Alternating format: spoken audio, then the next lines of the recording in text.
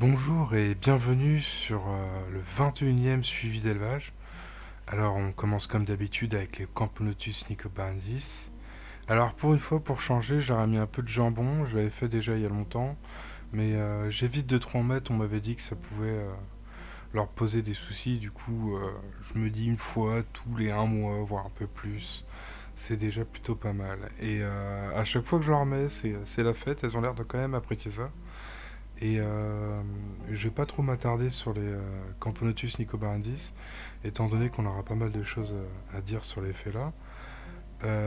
Juste aussi, j'ai changé de gelée parce que j'essaye différentes pour voir. Et je suis passé sur les gelées goût pomme, elles ont l'air de beaucoup plus apprécier.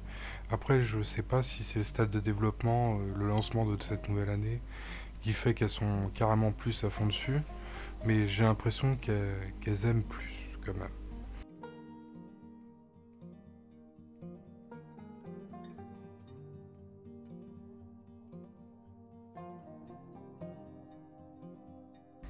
Quand même une petite vue sur le nid avec la Gine qui a décidé de s'installer dedans, au contraire des trois autres qui sont dans le nid building à côté.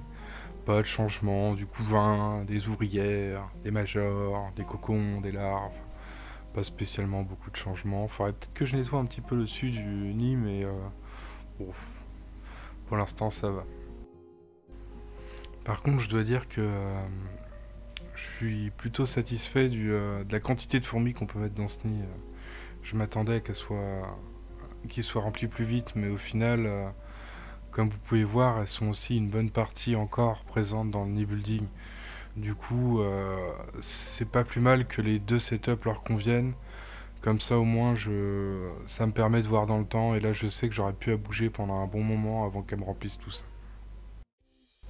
Et nous voilà au Camponotus Fela. Alors, comme je vous en avais parlé au 20e suivi d'élevage, je leur ai donné une nouvelle aire de chasse. Mais comme vous pouvez voir, en fait, il manque pas mal de cocons par rapport au dernier suivi. C'est qu'elles me les ont tout simplement montés à l'étage. J'ai trouvé ça plutôt drôle et je me suis dit que j'allais faire une vue d'ensemble du nid et une comparaison avec des images du dernier suivi qui n'est pas si vieux que ça. Et comme vous pouvez voir, il en manque pas mal, hein. Je les ai vus les monter, j'ai pas réussi à les filmer, mais c'était plutôt sympa. Je suis content qu'en fait qu'elle me monte des cocons dans cette aire de chasse parce que ça veut dire qu'elle leur convient, que les températures sont bonnes aussi. Et donc nous voilà au moment où j'ai raccordé le nid. Et faut avouer que contrairement au Nicobarensis qui avait mis quand même pas mal de temps à commencer à vraiment tâtonner le terrain et monter le tuyau en spirale que je m'amuse à faire à chaque fois, les félins ont pas tardé et elles ont tellement pas tardé que la première je l'ai même pas vu monter en fait. Je m'en suis aperçu que au moment où je commençais justement à installer ma caméra pour filmer leur première balade dans cette aire de chasse.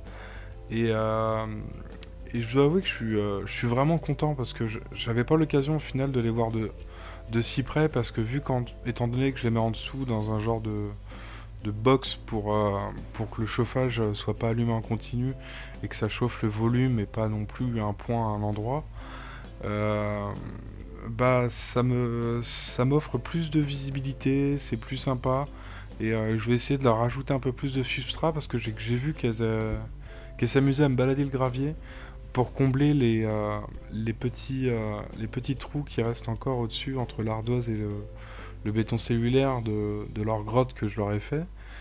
Et non, franchement, je suis très content de cette nouvelle installation. Par contre, j'ai vu qu'elle commençait un peu à essayer de me poquer les arbres en mousse là. Bon, je m'y attendais un petit peu quand même parce que moi, les Nicobarandis, elles y ont pas trop touché.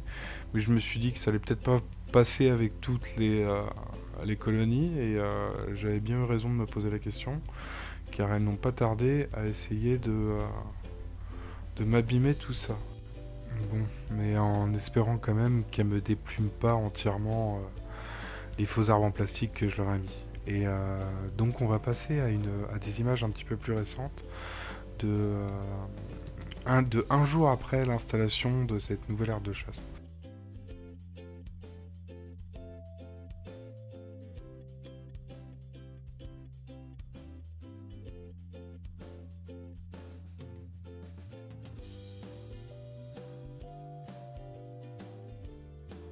Et nous voilà donc un jour plus tard. Alors vous pouvez voir que les petits amas de pierre qui sont sur le dessus, de gravier qui sont sur le dessus, c'est pas moi, c'est elles. Elles l'ont déposé là, c'était pour essayer de combler au maximum les petits creux qui restaient entre l'ardoise et le béton cellulaire. Alors l'ardoise est juste posée au-dessus parce que au début je voulais le fermer, mais je me suis dit si elles me mettent du dépotoir à l'intérieur, ça va être une galère sans nom pour pouvoir nettoyer à l'intérieur. Du coup c'est comme ça.